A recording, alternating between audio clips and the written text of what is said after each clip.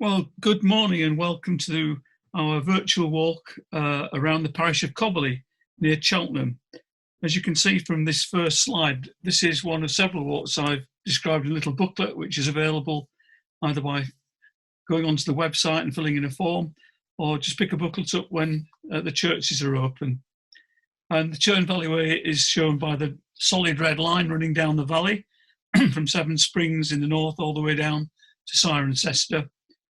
About half the route consists of quiet country lanes and bridle ways and can be done on a mountain bike, apart from the footpaths where we have to get off and push. So it's fun to zoom into Coberley using Google Earth. I don't know if you tried this, but here we go.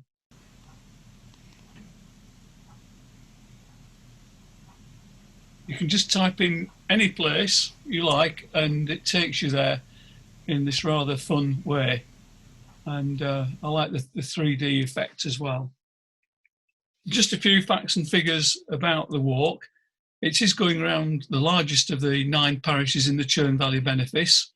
Part of the walk along the northern escarpment is along the Cotswold Way. It visits Neolithic and Iron Age sites, has some spectacular views, and can be done as a full 9.6 miles or split into 2 of about equal length. So it's highly recommended. I would think of all the walks, apart from the Severn Valley Way, this is the one that I enjoy the most. Starting point is known as the Barberwood car park, and you can see the 4 landmarks there: Coberley, Severn Springs, Ullenwood, Crickley Hill, Country Park. And then you may notice in the top left corner there's a lighter area. I think that's because the satellite pictures have been stitched together at some point. But the escarpment runs along the top edge there, and it gives fine views over Cheltenham. As with all the walks I've described, it's a good idea to take a map, and the relevant one here is OS Explorer 179. This is the Barberwood car park, and you see a notice board there, and the car park's just beyond, but immediately on the left at that point there's a little hobbit hole, and every so often a little train comes out of there and runs around a track. Part of it is sunken into the ground and part of it's elevated, but that's quite an interesting feature if ever you happen to be there when the train comes out. The walk itself continues up this little lane on the right, and after about half a mile of gentle ascent, you can look back over towards Cleve Hill. But immediately in front of you at that point is the what I think is a radio station of some kind. I think it might be used for security purposes, monitoring other businesses. The track continues. By now it's level, and then turns down under the A417 onto the Barrow Wake car park area. This area currently is being restored or repair work done on it, and it was the original road until the 417 was diverted 100 yards to the right. So these are some of the views that people come up here to enjoy, and I think it's fair to say that this viewpoint is one of the most famous in the whole of England. Looking across to the north, you'll see Crickley Hill, where we're heading for. And these bumps here are actually the Barrow Wake Cemetery, which has been around for a long time, probably the Bronze Age, I think. And then in 1879, an excavation was done at Barrow Wake, and they found 2 semicircular bronze buckets, which I've shown here in the bottom left. I think there were various other objects as well. Well, continuing north along the Cotswold Way, after 100 yards or so, we are back on the 417, heading down towards the Air Balloon pub. And good footpath runs all the way along there.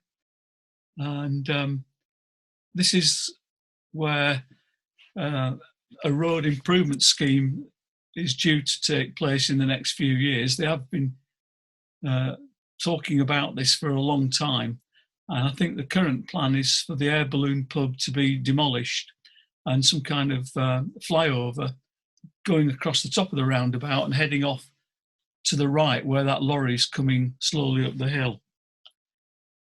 Just at the bottom there by the roundabout, this is one of the most exciting public crossings you'll find anywhere really, and believe it or not, the Cotswold Way uses this little island in the middle to get ramblers across. So I think there's scope for improvement here. The path then goes fairly steeply up through woodland, or passing a cricket pitch at the bottom, and then emerges through this gate right next to a visitor centre. And just tucked away around the left of those umbrellas, there's a nice little cafe, at least at the time of making this video anyway. And beyond that, you come to the entrance into the Iron Age fort. And I borrowed this sketch from a book by Tim Copeland. And the Crickley Hill fort is one of maybe a dozen all along this edge of the Cotswolds, which have been studied in some detail. There are several forts here at Crickley Hill, interspersed over several hundred years. I recommend the book if you want to know more about it. At this point, turning back to the north, the views become quite spectacular. Looking over to Churchdown Hill, just over on the left, and you can see from the yellow fields that this was around late May. That'll be the oilseed rape, and just a hint of the Malvern Hills off to the north. Very nice woodland here. The footpath goes along the edge of the escarpment until it meets Greenway Lane, and the route there is down towards Sherdington. But that's an old droving route for sheep, which would have come up from the valley bottom to here, and then along to Pinswell for good grazing during the summer months. The little gate on the right there drops down the hill towards the Crippets, which is where Edward Wilson, the famous Antarctic explorer, grew up. Yes, lots of interesting history, and his sketches are very famous. Turning back the other way, and now we're heading east, a very quiet country lane leads along towards Ullenwood. And now this is where I get quite excited, because there are rumours around of a secret nuclear bunker. And at first I thought, oh, that's it, the structure on the right with the grassy top. There were several of these nuclear bunkers, which are regional seats of government, and they were built in the 1950s and early 60s when the Cold War was at its worst. So you can see there's a cluster of three in the south of England. Ullenwood's clearly marked there. I have visited one or two of the others with Margaret, including Kelvedon Hatch and one at Anstruther as well in Scotland. So fascinating places. They're not all open to the public, sadly. Oh, Dover Castle as well, that's another very interesting one. And over the years, the Ullenwood bunker has had several uses. So this is how it used to look until about 5 or 6 years ago. In the top left, you can see a square-looking building in the centre, and just over on the right, in the bottom right-hand corner, there's the edge of the building that I thought was the bunker, but it is actually a waterworks treatment centre. And now, in the last few years, the site appears to have been levelled. But if you look very carefully, you can actually see that they've piled soil all around the bunker and grassed it over so that it merges in more with the landscape. And I think that's because the Nissan huts have been demolished and there's a brand new smart house over in the corner of the field there. Well, the Greenway lane continues past some open fields, and there over on the left you can see Leckhampton Hill, which we're heading towards. After about another half mile, there's an intersection. Again, a place to be careful because the traffic does come at quite some speed there. But across on the other side, after a few hundred yards, there's a turning into the National Star Centre, which, as you can see from the inscription there, is helping children and young people with disabilities. And it's got a very good reputation. Further down the lane, this is what you see. This would have been the original entrance into the building area which has now been taken over by the college. And just on the left at that corner, there's a footpath going off to the left. That's where the Cotswold Way takes a sharp turn. But at this point, if the weather's bad or you've just had enough, it's possible to keep going down the lane, and within a few minutes, you're back at the Barberwood car park. You can see just across the side of the road. Anyway, returning to the corner which I mentioned before for the Cotswold Way, if we start walking up here, there are some fine open views. It does get quite steep and tricky in places. And this is one of the few walking routes where I've come across road signs. I think this is a warning really for people on mountain bikes or whatever, just to watch out for other users.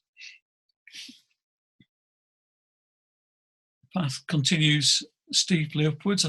I think technically it might be a restricted byway, and then before long opens out into these fields. Lovely flowers, red maids and common teasel around about here.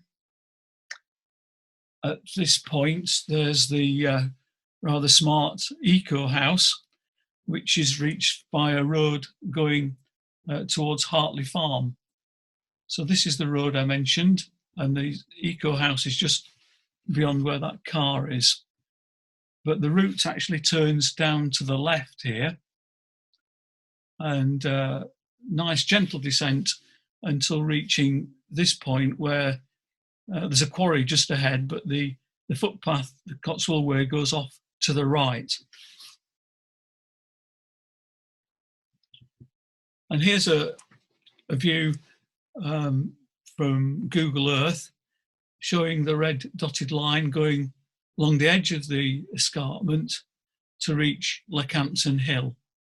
And on the way, there's a view of the Devil's Chimney, as it's known. We'll have a look at that now. That's the Devil's Chimney. I've taken that from Wikimedia, I think it is. And beyond, as you can see, the Malvern Hills. I always like the mist hanging around in the valley bottom, quite atmospheric. So this looks like it was an autumn day. There's no leaves on the trees. And building site down below in Sherdington, I think that must be. There are interpretation boards on top of Leckhampton Hill, which give some helpful information. The quarry face here is over 100 feet high, And there's no barriers, of course. You just got to use common sense and not get too close. And if not, if you can see it, but at the bottom, people have been writing messages with loose rocks. Now, what so interests me here, and my friend Cliff Pooley has pointed this out, these circular features you can see, at certain times of year, they almost to within a few days, they spring up with flowers, forming a circle. You can see the remnants of them there, and then they'll be back again next year. So I don't know how they've come to be there or what the significance is, but they're quite clear from the air anyway. This is my nephew's son standing underneath the cliff face, looking at the different types of limestone which have been laid down. We were looking for fossils on that particular trip. From the viewpoint then, you head off following the path, noticing the trig point over on the right. And here we are back with Google Earth, looking at the path, which is well used. It is a very popular place. The ground drops off ever so steeply on the left. And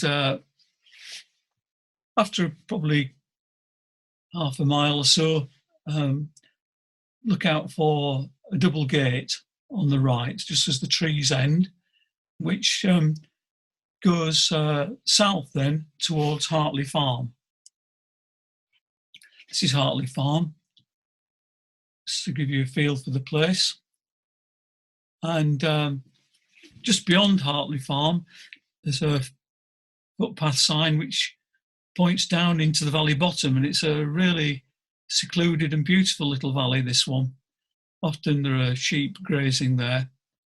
At the bottom, the obvious way is to carry on down through the trees, that wooded valley, but our route goes along the edge of the trees and rises gently past a pond to the top of the hill, and there are some fantastic views down over Coberley towards Cowley.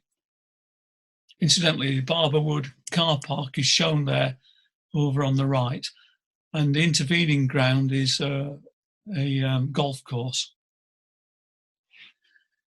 Yet another dangerous road to cross. This time it's the A436, which we're looking along it north towards Andoversford and the Foss Way. Anyway, once safely across the other side of the road, there's a lane that goes down into Coberley, but just look at that litter. And sadly, all along this A436, there's evidence of people's disregard for the natural environment. The lane I mentioned goes down into Coberley. Here are some farm buildings. One of them is of particular interest, but I'll come to that in a moment, just to point out some of the wildflowers, the poppies at certain times of year. And the building that has a particular interest is the brewery for the Cotswold Lion beers. About a year ago, some of us from church and the local village had a look round and were able to sample some of the delights of this brewery. And nearby is this farm building, which is quite attractive as it stands, but I think it's up for sale and is going to be renovated into a family home. Over to the right at that point, there's a view down into a valley, and this is where the route will go. But first, I'd like to take you down into Coberley Village, past the War Memorial with the sundial on it, and there's David with some of the village kids for what looks like a harvest celebration. Coberley has got a thriving Church of England primary school, and several of the church members are active there, doing Open the Book and various other ways of serving the community. The Reverend Cliff Pooley has been associated with Coberley School for many years and is currently the chair of governors. My friend Rick has pointed out an interesting feature here. Just behind that unusual looking tree, there's a building which used to be a church, not Church of England, but a free church, and it's been converted in recent years into a family home. Further down into the village, there's the old post office, and when Margaret and I first came into the area 30 years ago, that was still a post office. Just below the old post office, there's this lovely spring, and somebody's put a bench there for picnic purposes. About another 5 minutes down the road, you come to barns, and hiding behind that set of barns, through the little door on the right there, is the parish church dedicated to St Giles. So this is a little guide on how to reach the church.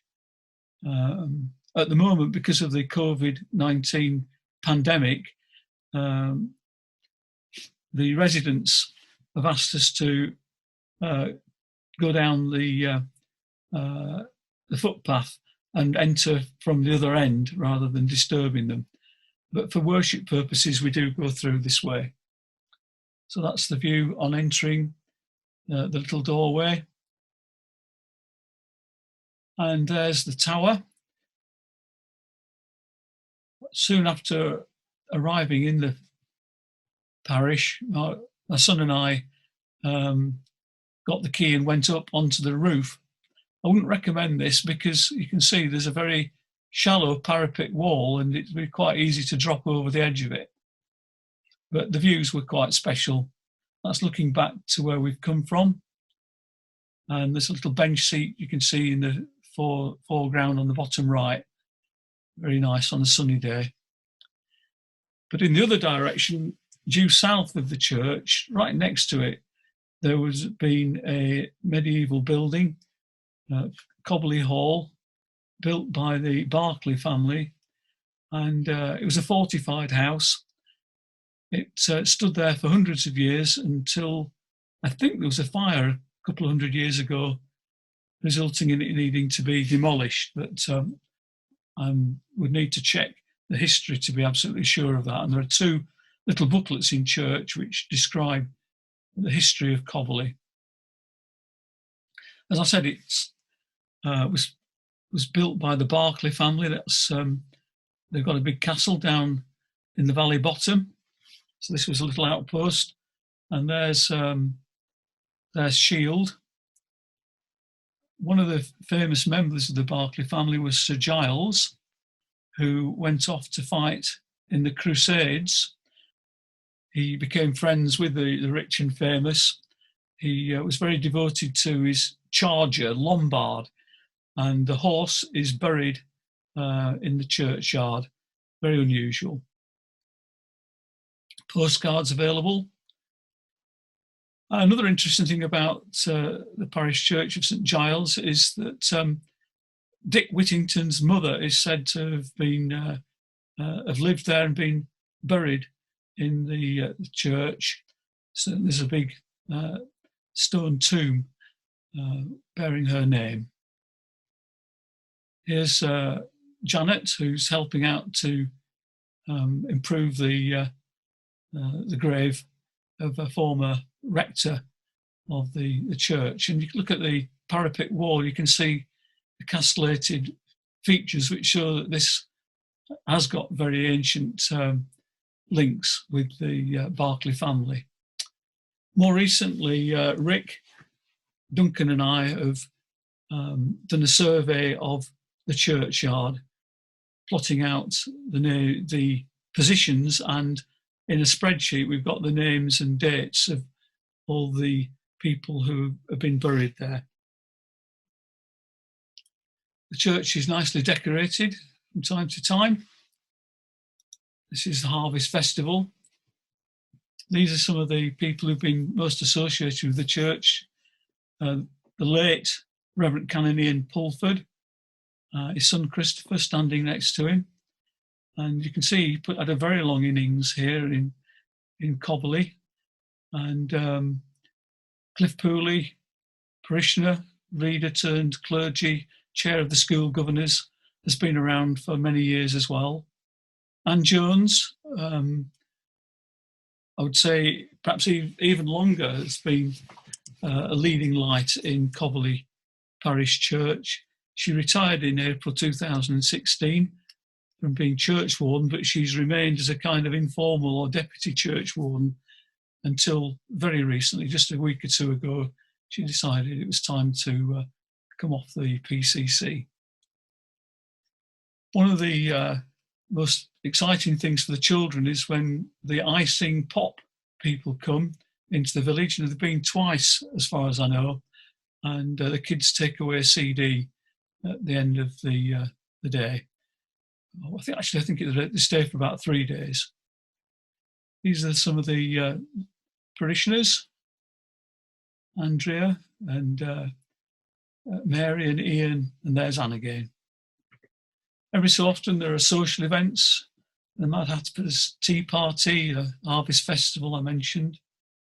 And here we have the Harvest Supper being put on in a barn, which Mary and Ian have converted.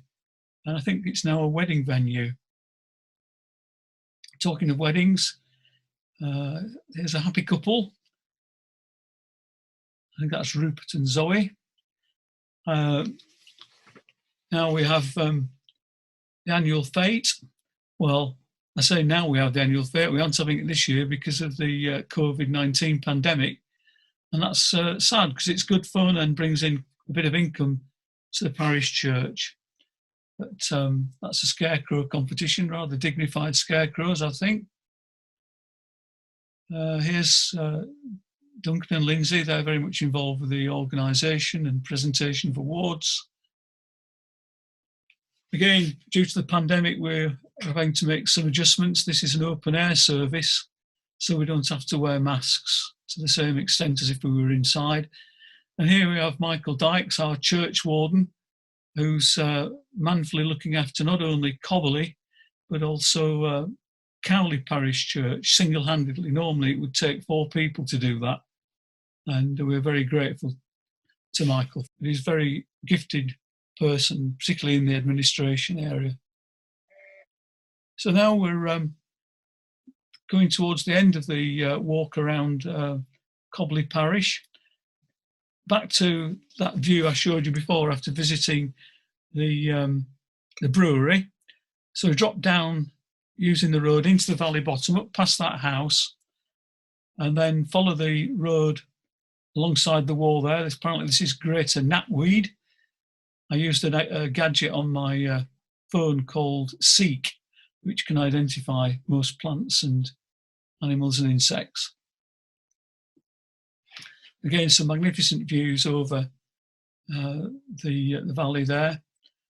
And before long, there's a corner in the road. You can see where vehicles park up on the right. You can actually go along the road, but it's about a mile and can be a bit tricky with traffic. This is the sort of view you get if you go along the road. But I prefer to go through the gate and up the hill, and then after about a few hundred yards, there's a path going off to the right into the woodland that you can see. And before you know it, you're back at Barber Wood, the car park area, having walked all around the edge of Coberley Parish. So I hope that's of interest, and that you'll be able to get out there into the real world and enjoy that one of these days.